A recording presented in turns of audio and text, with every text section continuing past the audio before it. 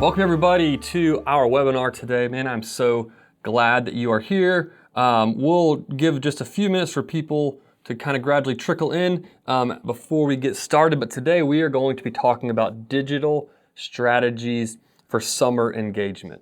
And I'm really, really excited today that we have Nils Smith with us.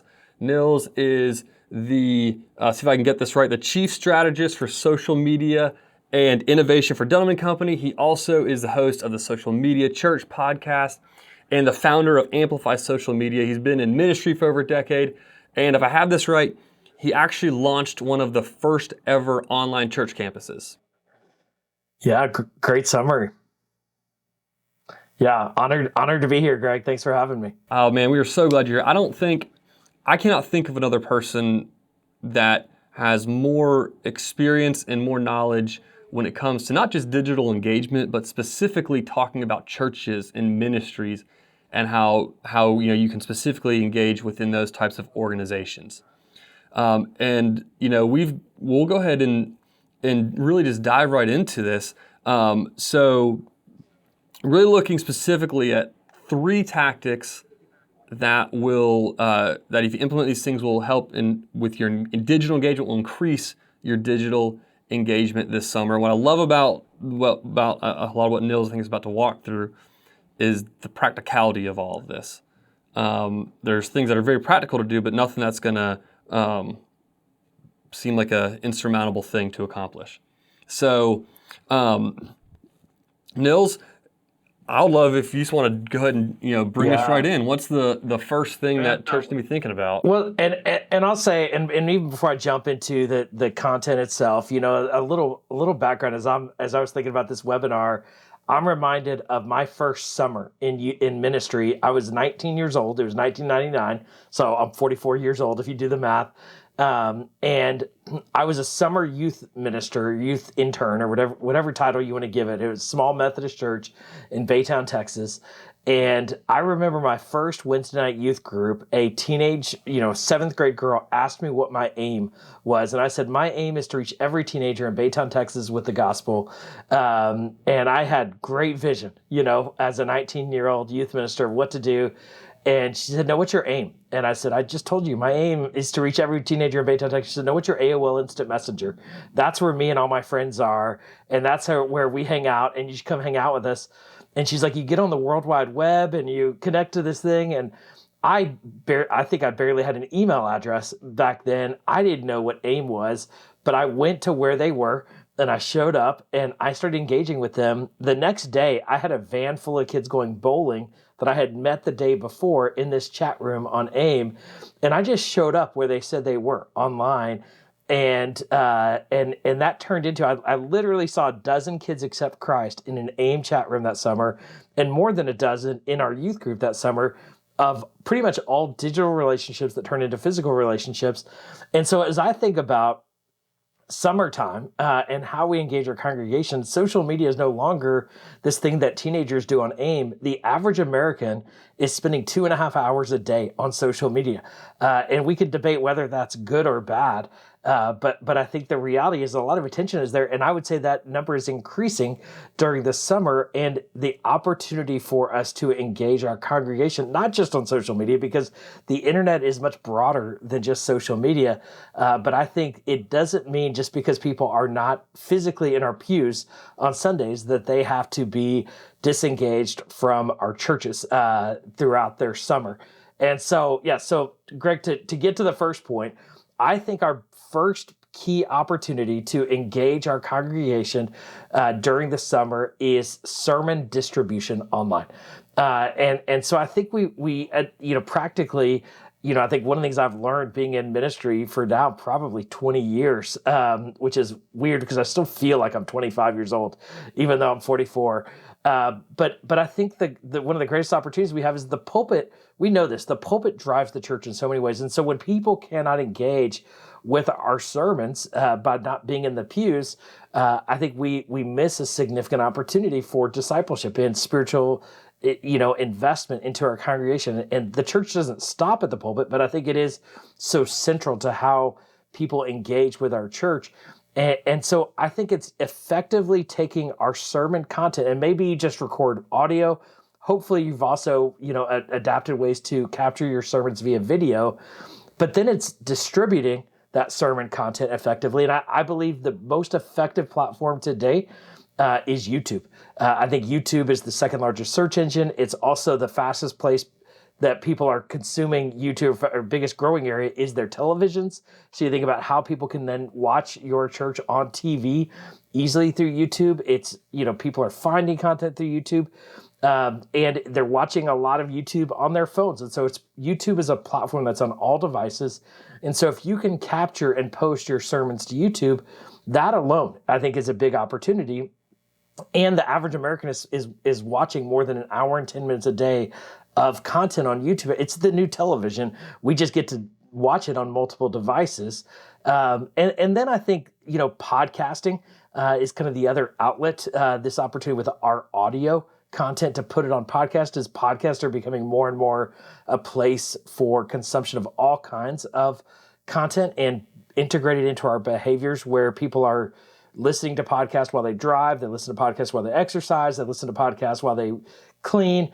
And so we can basically engage our sermon content within our congregation through distributing that content on YouTube and distributing that content on a podcast. And then I think thinking about your website or your app, if you have an app, that's a great place to then post those sermons and keep people engaged. That just because they miss a Sunday or they miss a few Sundays doesn't mean they have to miss out on your summer sermon series, or whatever your sermon was last Sunday. Or maybe they even came to church, but they want to share it with a friend or rewatch it. You make that sermon content available online, and it becomes both, it closes the back door to your congregation, but it also opens wider the front door to your church and congregation. So I think really thinking through, how do we effectively capture and distribute the Sunday sermon, and then do that better and better and better. And I think we want to constantly improve on that. But I think the best way to keep people engaged with your church is making sure that they can stay engaged with your sermon content. And the last point I want to make here, Greg, is that sermon content is primarily consumed on demand. And I think a lot of churches get really focused on live streaming their churches. And I don't think it's a bad thing to live stream, but honestly, live streaming is really complicated. It's a lot of work. The music side of it is really challenging, when what most people are interested in is really just the sermon. When they can't be there in the room, the music doesn't translate as well online. And and I think people with their online engagement, we're used to the Netflix of how we consume content rather than watching live television. Most of what we watch is on demand, where we want to watch it, when we want to watch it, how we want to watch it.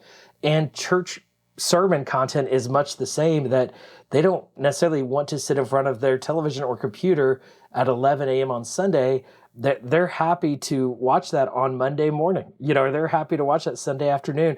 And so having that content available on demand is where you're going to get 90 to 95% of the consumption of that sermon content. Yet we often put 90% of our effort into our live stream for online sermon engagement, when really, if we optimize that on-demand opportunity and engagement, we're going to see much better return on that time investment and resource investment than our live stream.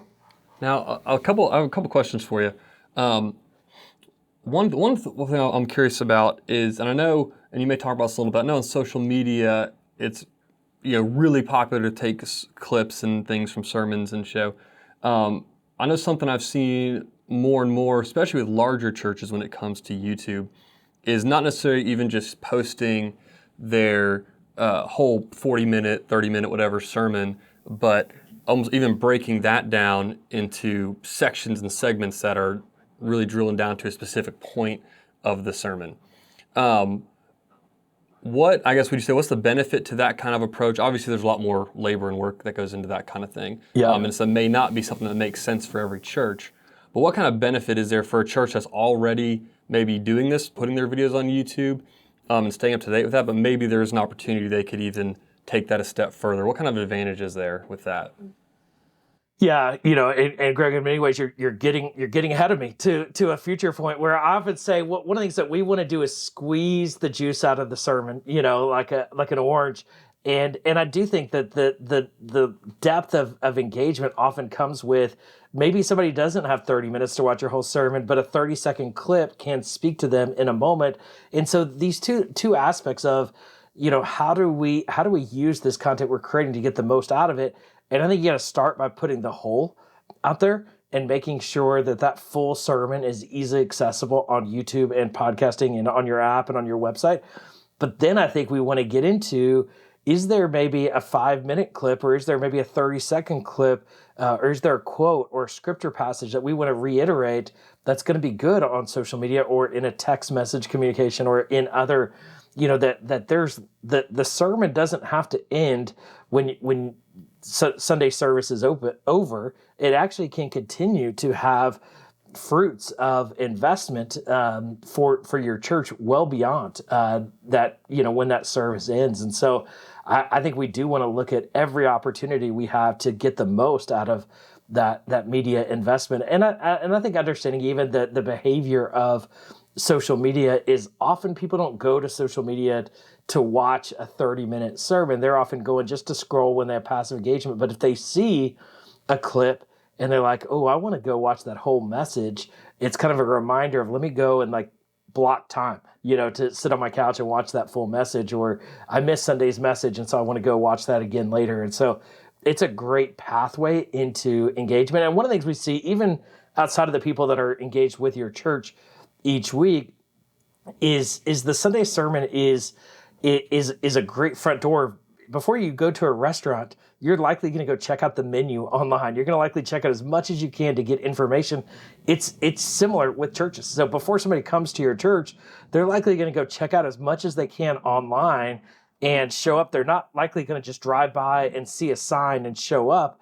They're going to maybe drive by, see a sign, go to your website, look at as much as is available on your website, then watch a sermon or 5, and then show up and commit that time and that energy and attention to physically being there. And so distributing your sermon content is both an evangelistic outreach opportunity for your church, and it's also a discipleship and continued engagement for your congregation. And so it kind of does two things at once. And it's just, this is why I think it's so important, is that it's a great resource for your church members, and it's a great invitation tool for your church members, while also being a great tool to reach out, let YouTube's algorithm be a great tool to help you reach more people.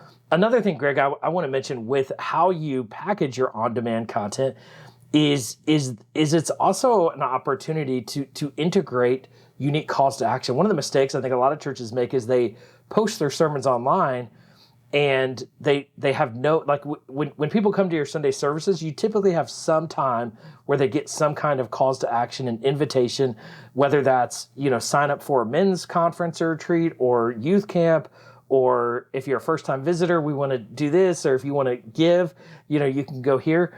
We have announcements and calls to actions within our church services, yet with our on-demand sermon content, we often just post it without any kind of invitation connected to it.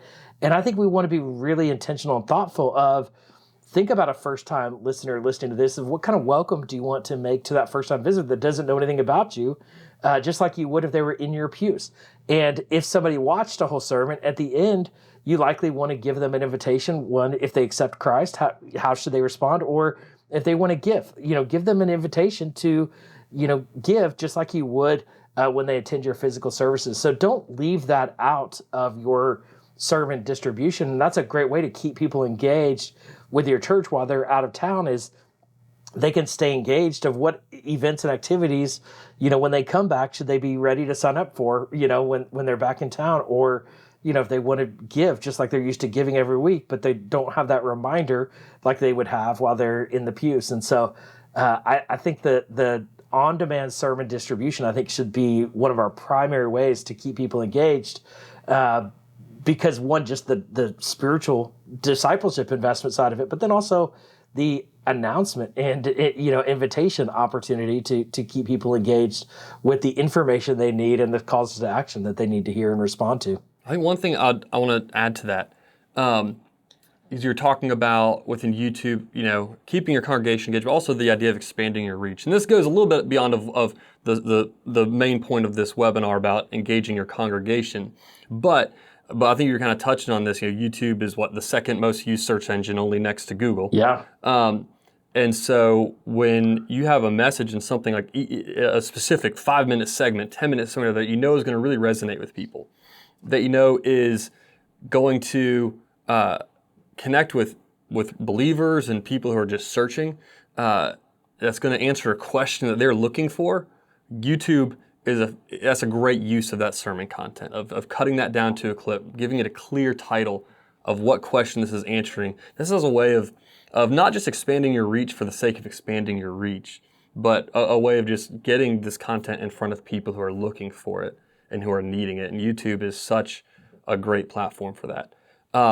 One thing I want to mention, I've thrown questions at Nils. I want to also mention this, that for everybody who's attending this webinar, in the bottom of your window there is a Q&A button down there. If you have questions, put them in that Q&A panel down there. We're going to be watching those. We'll answer those as we go. We'll also make sure we have some time at the end to answer any additional questions. But I really want to encourage you, take advantage of this opportunity to throw questions at Nils as this is going on, and use that Q&A section to do that. And we'll be keeping an eye on those questions. So we're going to keep on going here. So first thing we want to look at in this digital strategy is how we're distributing sermon content. What is the next thing, Nils, that you would point people to from there? Yeah, the next thing is text and email communication. And I think practically so often one of the things I hear from ministry leaders is, I just don't want to annoy people. I don't want to overwhelm them with too much communication. And we get emails from everywhere. We get, whatever the announcements are from our schools or from our different things that we're involved in. And rarely have I ever heard from somebody that their church communicates with them too much. Now, it does happen on occasion where maybe they feel like they're hearing from the women's ministry, the kids ministry, and it's all over the place, and it can become overwhelming. But I think especially when it comes to church as a whole communication, I think we should be emailing our congregation at least once a week. And I think it's a great way to even involve the last week's sermon in that email communication. If you missed last week's sermon, here's a link to it, easy access, and a reminder that this is there. This is a way to just stay in front of your people, even when they're gone or their summer activities are changing, the rhythms are different. Text messaging is another just great form of direct communication. It's different than email. I think email is probably the essential communication. Text message is the, if you want to go above and beyond, and I think text has great open rates and there's great opportunities there. But I think to get in front of your congregation consistently, and I would encourage, don't just make those emails about, announcements for your church, but make those emails include a devotional. Include a spiritual encouragement into those emails. Maybe include prayer, whatever kind of is unique to your culture and DNA of your church. Pastor your congregation through that email communication, and then also integrate calls to action with it. And so add value in your email, but then also make sure they know about the announcements that are coming up. Make sure they know about things that they can sign up for. Make sure they know about giving opportunities within the life of your church. And so it is staying kind of top of mind throughout their summers, where rhythms are outside of their normal rhythms. And I think all of us have, whatever our unique set of seasons and circumstances or whatever life stage we're in, summer is a time of our rhythms being broken and out of the norm. And even most families, even in their rhythms, going to church every Sunday is abnormal now, whether we like it or not.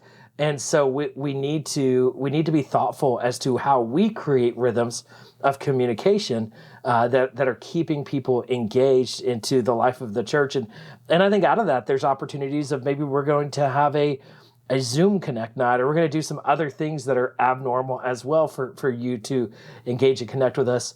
I think we can think outside of the box of some of those things, but I think what we don't need to think outside of the box of is consistently communicating with our congregation, and doing that in a way that is is spiritual, and doing that in a way that is meaningful, and adding value to that, not just another, announcement email about upcoming activities that maybe you can't even participate in. One of the things everybody can participate in is watching last week's Sunday sermon.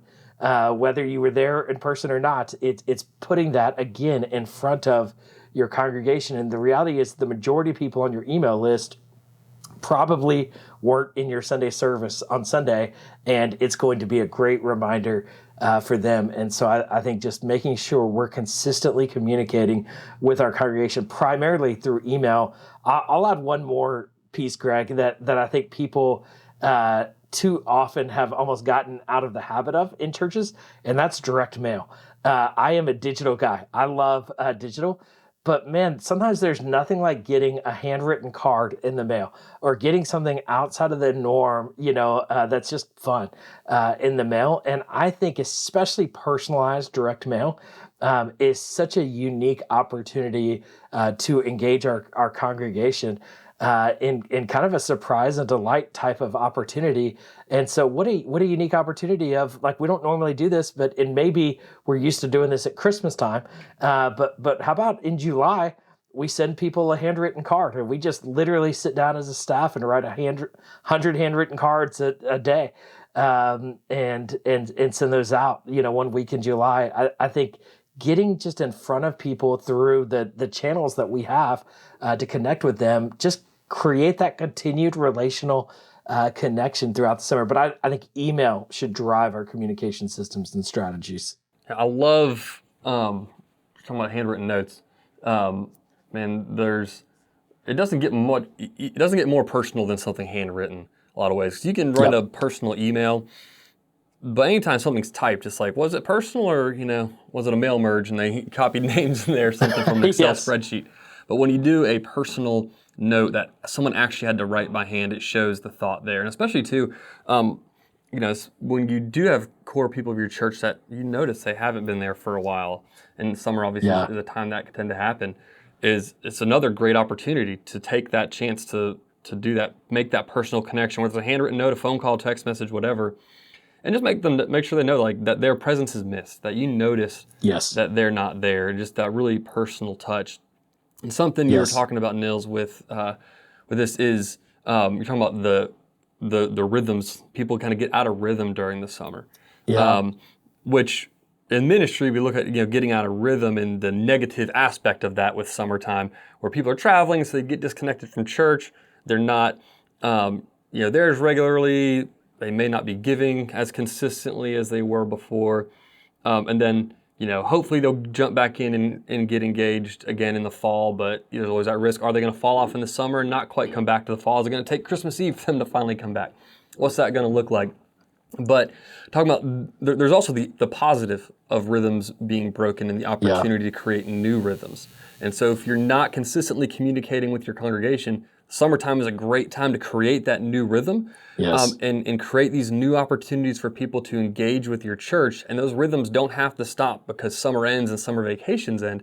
This is a great opportunity for your church to create new rhythms and new ways for people to engage that can carry on into the busy fall season. It's actually a great way to get get these things kind of, get some practice in with different initiatives and try some different stuff and see what really works, so you can keep that going in the fall and those busy seasons as people are coming back and school's getting started again.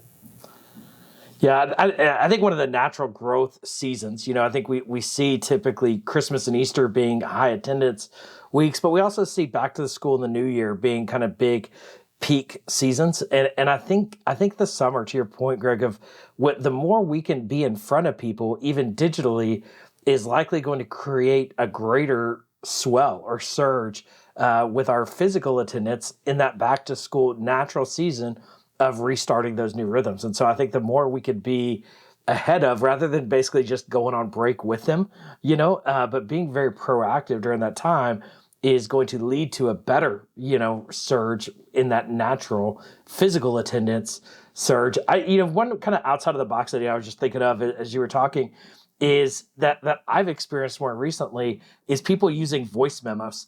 And when people can just drop a voice, like a pastor could just like, I'm going to send 10 voice memos today to people, it's going to be limited to the amount of time you're giving it.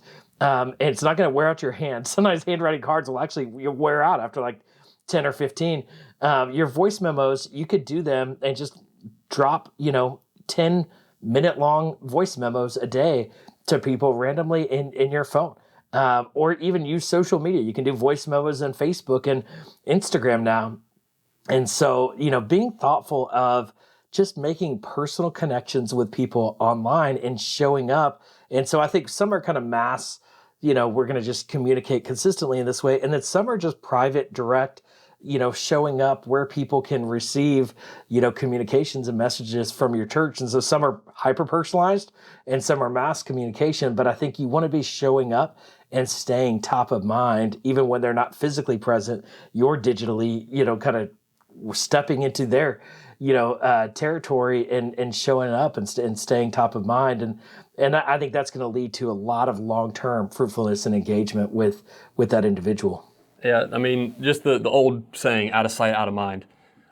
Yes. As churches, we have so many tools, so many digital tools now to literally remain in sight. We as people leave for summer, we know we've also got our phones glued to our hands, while we're gone. And so there's so many great opportunities to really literally stay in sight and in mind for people in our church, and even for people that maybe aren't even a part of our church yet. And let's go on to the third aspect of this strategy, Nils, and let's go ahead and dive into that. Yeah, so the third is social media engagement. And this is an opportunity, I think, to your point of staying top of mind. The realities of social media, and I'm kind of the social media guy, like I love social media, but the realities of social media is not direct. We're dependent on algorithms. It's rented property. There are lots of challenges to why it's ineffective, and there's unhealthy, aspects of social media. But the reality is the average American is spending 2.5 hours a day on social media. So their attention is there. Somebody is getting that attention. Somebody is staying top of mind with the content they're distributing on social media or the interactions they're having. One of the things that's interesting, a stat that I recently heard from the head of Instagram, is the number one aspect of Instagram that's used is actually the DMs. As Instagram did research, it's not Reels, it's not Stories, it's DMs. People are spending more time in communication with each other and really sharing posts among the DMs with each other. But I think it starts with social media. Of what, Greg, we were talking about earlier, is squeezing the orange out of the sermon and just creating clips out of the sermon, creating quotes out of the sermon, pulling scripture passages out of the sermon, pulling questions out of the sermon, and creating what I call micro content from your pillar content of your sermon. And so it's really looking at how can we get the most out of that content to begin to inspire people in between Sundays or in between months of attending church, and just getting into their feed. And I think what we find is that inspirational content, whether that's sermon clips or Bible passages or things that naturally just minister directly to people, are going to perform way better than informational, promotional posts about our church. And so begin to look at how can you create more micro content that is shareable and that is engaging in ministering to people right where they are.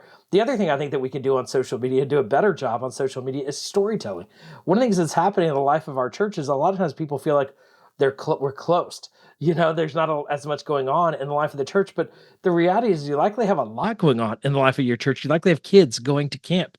You likely have mission trips taking place. You likely have VBS activity going on. These are great opportunities to remind your congregation there's stuff happening here at our church, and that there are things that we should be celebrating together And I think it's also even a good giving reminder of like your giving, allowed us to then have 200 kids come to VBS this week, and that this is what our church is doing in the community. And so I think there's great storytelling opportunities of that the church can celebrate even when they're not physically there, not going to hear about them because they're not in the pew on Sunday. And social media is a great place to share those stories. One of the things that we naturally do on social media personally is we celebrate graduations, we celebrate marriages, we celebrate just new births, and I think our churches need to do the same things. We often get so focused on where we're going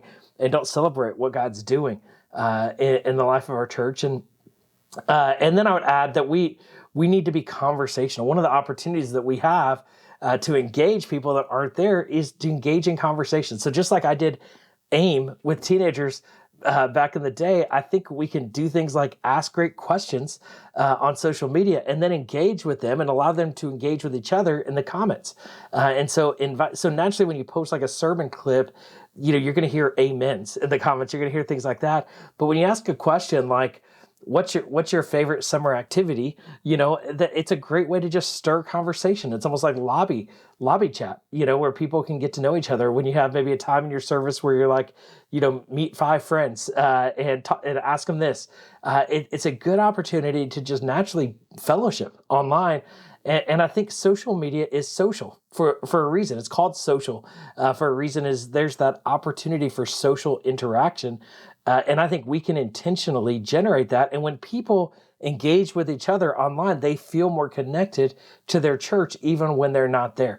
And so I think we could be really thoughtful to use social media to not just distribute content, but to also build relationships. And not just us building relationships as staff members or pastors with our congregation, but them with each other.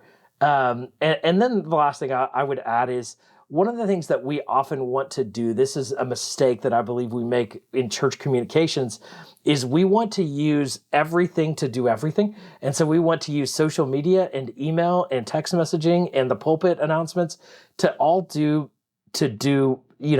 take action. And so we'll often have announcements in email that we also post on social media and do different things. But people that are on our email list are likely going to respond different than people that are following us on social media, because there's just different level of connection. Is you typically start on social media, then you move to email, then you move to text messaging, then you move to physically showing up, and you have different just even ways that you communicate with different people. And I really would, and one of the things that I've encouraged on some of the other things is include a giving call to action in your sermon content on demand, and include a giving call to action in your email. I would not include a giving call to action on social media, because that's an audience more for a front door and kind of more passive engagement. People are kind of scrolling by. You want to really capture their attention. And I believe the best call to action on social media is often watch our latest sermon, because somebody could go and watch a clip of your sermon. Well, they're not going to watch a clip and then be like, oh, I need to give. They're probably going to watch a clip like, I need to go watch that full sermon. And then when they watch the full sermon, they'll be probably more aligned to give out of that experience, or, get on your email list or make a decision or something like that. So I think being very thoughtful as to where we integrate calls to action and in what ways and to whom. But I would really, when it comes to social media, this is a way just to stay top of mind and a way to drive calls to action to engage with the Sunday sermon, because I think that's where you're going to see the greater depth of connection with that audience. And so you can't do everything everywhere. I think we got to be thoughtful with our different platforms and how we're communicating. But social media, bottom line is, there's a lot of attention there, and I think we're already hopefully creating great content with our sermon content. And so squeezing that juice out to engage where people are on social media. So a couple questions I have for you in regards to social media, and I know social media can be such a vast thing to dive into, so I don't want to necessarily go super deep into it. But what specific platforms would you say every church needs to be leaning into this? Are there other platforms that's like, if you have the resources, put some emphasis on this, and maybe other stuff's like, just don't even bother?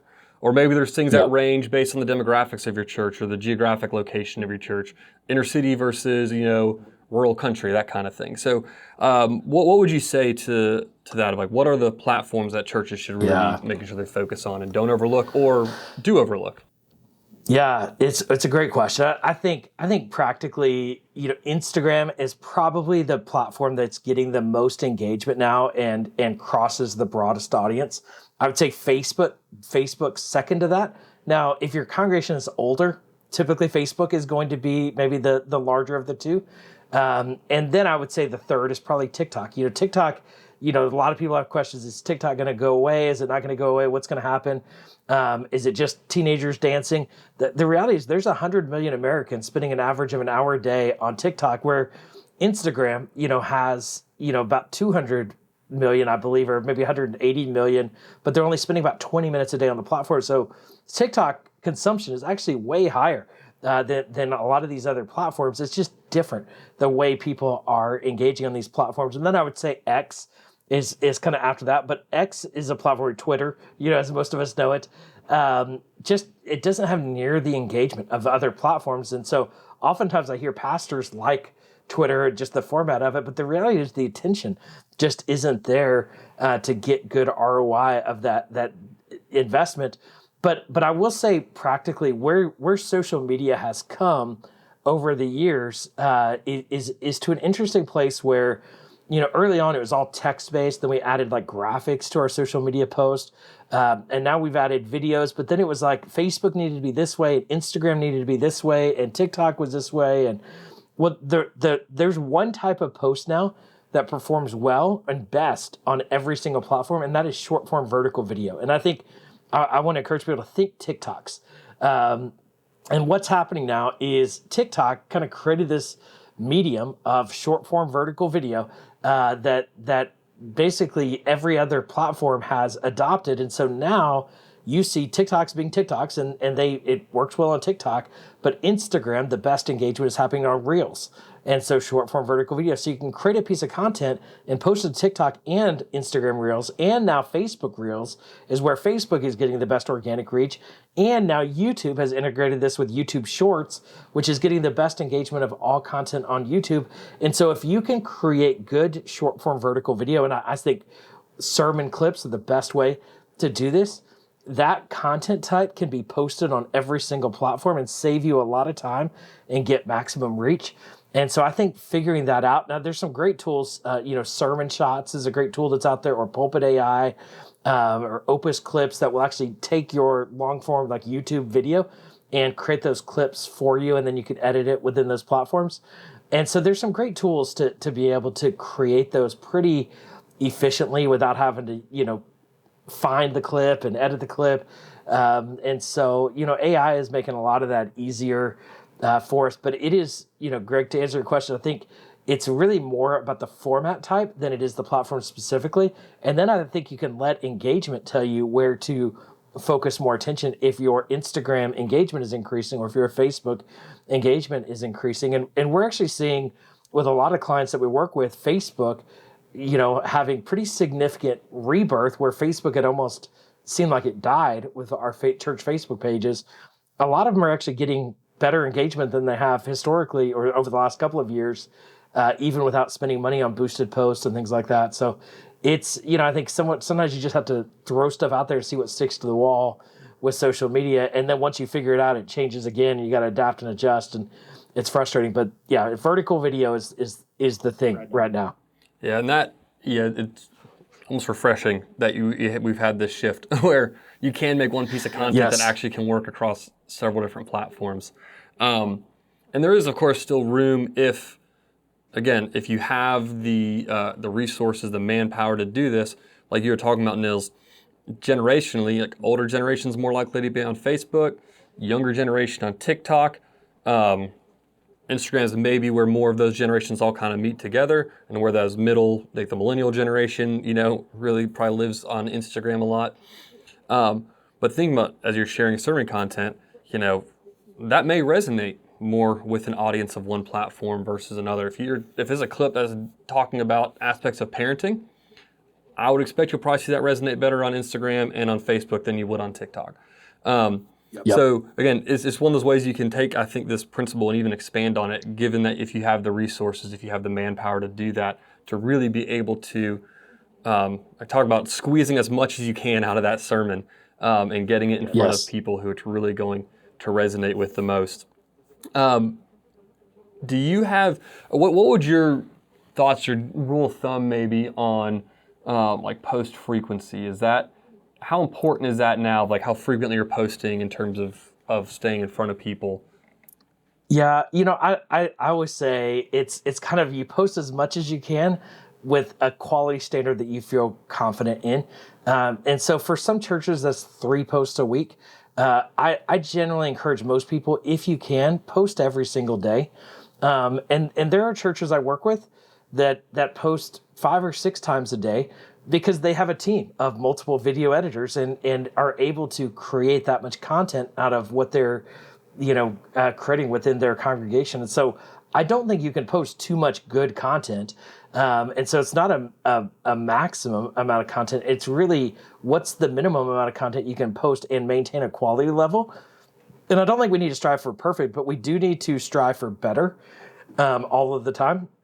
And so figuring out what that is within your flow. But I think generally starting, if you're not posting every single day, I would start working towards that and improving the quality. And then when you feel like this quality is really good and we can actually start doing 1.5 posts per day, and I think you can increase the frequency as long as your quality is solid. And so it's, I think there's not a perfect formula, but daily, especially during the summer when people aren't involved, there is pretty valuable to just stay top of mind. I think something you said also is a very important thing, just to kind of have an underlying mindset behind all this. You're talking about the idea of just getting better. One of the things we say, I say a lot around here, is progress, not perfection. You're not going to have it perfect. You're not going to be able to do everything out of the gate necessarily. And if you're attending this webinar and you're feeling like, oh, these all sound like great ideas, but this is so overwhelming to try to implement all this. We're not doing any of these things right now. That's okay. Yep. Just pick your starting point.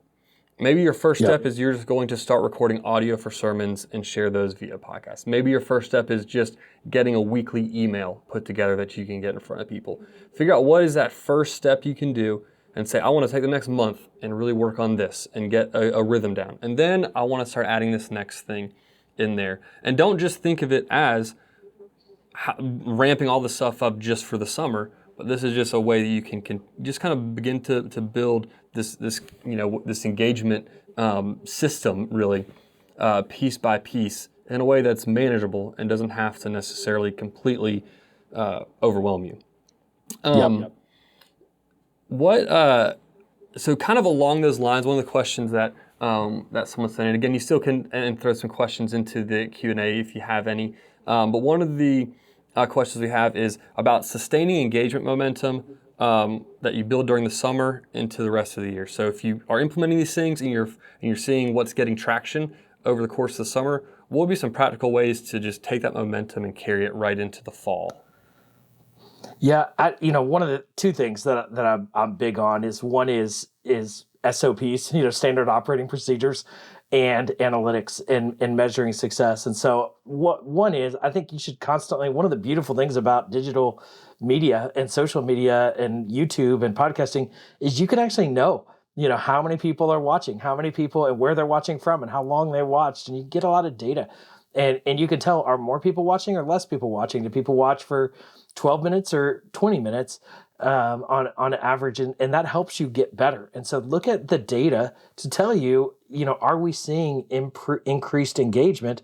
And then the standard operating procedures is, we're posting every day and we saw this increase. Should we increase that? Or when we change this operations, and I think documenting out, we email every Wednesday and we actually write the email on Tuesday and we edit it and proof it on this day.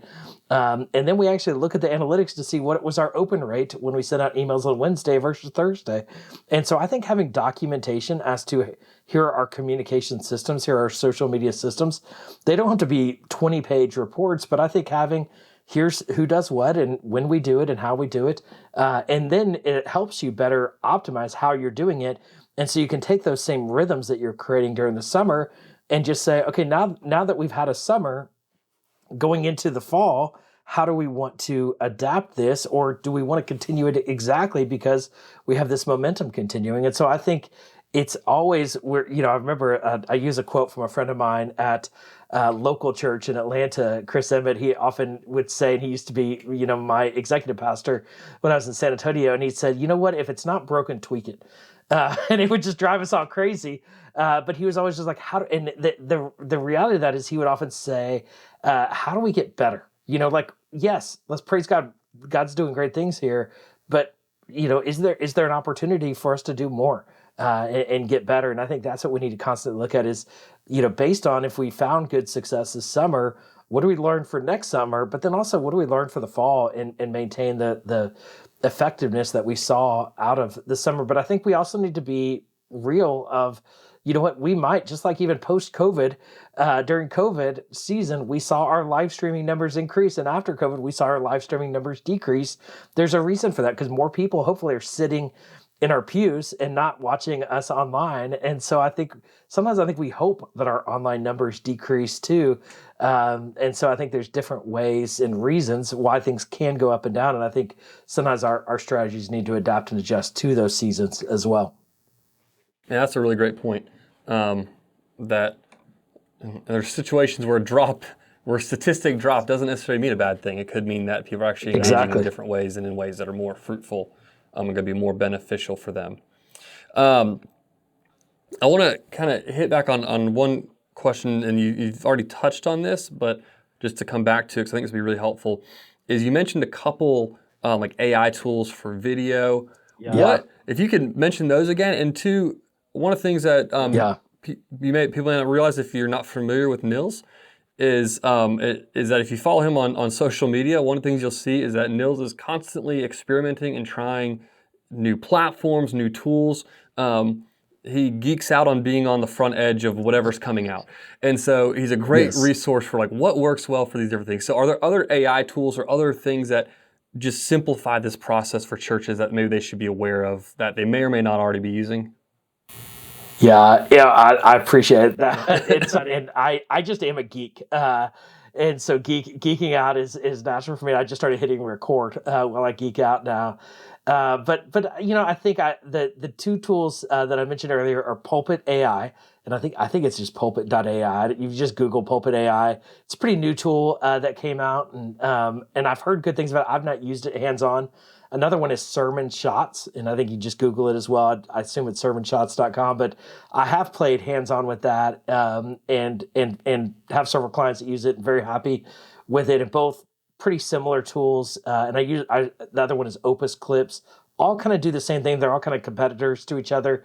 They're all probably about $20, $30 a month, but they'll save you a lot of time. And it is amazing how good AI is. The other tool I would recommend, most people are actually using it now, is Canva. But Canva is such a great tool. My kids love Canva. And Canva is integrating a lot of AI features into their platform. And so even for somebody like me that never learned Photoshop and, I've just preferred not to go that deep into some of these tools, Canva is easy for just about any of us to create nice posters, nice, PowerPoint slides. And it's become easier and easier to use and create thumbnails for our YouTube videos. And so, I think those are some of the key tools out there right now, but I think it's, just staying top of mind, asking other people. And one of the great things is software can save us a lot of time when we use it well. And so I think that's, the goal of your church technology systems should not be to make your life more complicated. It should be to make your life easier. And if technology is, making ministry harder, you're using the wrong technology. I think thanks to companies like SecureGive that are working hard to create good technology, we don't have to worry about whether our credit card processing is working, and these things, they're handling that for us. And that's what, things like video editing software, we shouldn't have to be video editors anymore. When it comes to basic edits, these tools can actually, it's funny, my dad is, in his late 60s. He might be watching this webinar right now, and he's a pastor of a church. He uses, these AI tools now, and he's always like, "You're not gonna believe what this does." I'm like, "Dad, I actually do believe it. I'm using it." But he's blown away because he's like, "If even I can do this, anybody can do this." And so it's, I think a lot of there's lots of them out there, but I think, yeah. And some of those tools are great too for experienced people. Like I Yeah. used to, used to think like, oh, someone's using Canva, they don't know how to use Photoshop and Illustrator. They don't know how to be a designer. But what I think more and more people are coming to realize is that sometimes, you might be able to do it in Illustrator or Photoshop or whatever, and it might take you a couple hours. Well, you can do that in 5 minutes in Canva. You may be able to go through and edit that video yourself and cut everything out you want to, and you may have to devote a day to it. But one of these AI tools might be able to knock that out for you in 10, 20, 30 minutes. And so you might get a day back in your week, just by trying to implement some of these different tools. Nils, as we wrap up, I first want to say thank you so much for doing this with us today. Thank you for bringing so many years of insight and wisdom and tech nerdness to us today. And I want to ask, so if someone's watching and wants to connect more with you, and with one of your teams that can potentially help their church flesh this out, because that's another aspect of this, is if your church does have the resources but doesn't have the manpower, it might be great to outsource some of this stuff to a company or partner with somebody who can help you build even more robust and in-detail strategy. So what would be some ways to connect with you for that? Yeah, so you can Google me online, Nils. There's not too many people named Nils out there, so Nils, and then Smith is my last name. And so you just Google me, you'll find my website, my social media, and I've, respond to DMs and messages. And so feel free to reach out to me natively on social media. But the two companies that I work for and with are Dunham and Company. And Dunham and Company, our mission is to help ministries do more ministry. A lot of what we do for churches is actually around even like advertising campaigns and Easter campaigns and Christmas campaigns and branding and some things like that. And so we'd love to help you in that way. Amplify Social Media that you mentioned earlier is a full service social media agency. So we'll actually edit your sermon content and post, create social media clips for you and do all of that stuff. So if you want help on either of those fronts, I'd love to help. Or if you just have a question about social media or anything, related to technology in the church, I love just jumping on calls or answering DMs.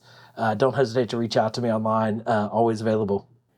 That's awesome, and definitely encourage you. Again, I mentioned following Nils before. At the very least, go give him a follow on Instagram because there's just so many interesting videos and insights into things I didn't even know existed. We're actually reevaluating one of the tools we use right now just based on something Nils has been posting about recently on his social channel and potentially saving us a few $1,000s a year in doing that. So definitely go check him out there. If you guys want to connect with SecureGive, we'd absolutely love to connect with you. If you're looking for ways that you can make it easier for people to give and stay engaged with you financially while they're on vacation, we want to help you with that.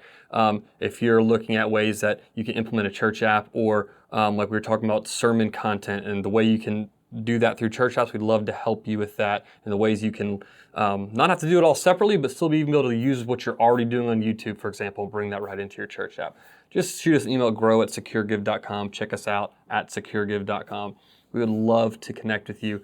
Again, thank you so much, Nils, for joining us today on this webinar, and thank you, everybody, for joining us. If you have questions, just send them again, grow@securegive.com. We'll answer them. We can connect you with Nils as well to answer any questions about that too. So again, thank you so much for joining us. Thank you, Nils, and we'll see you guys next time.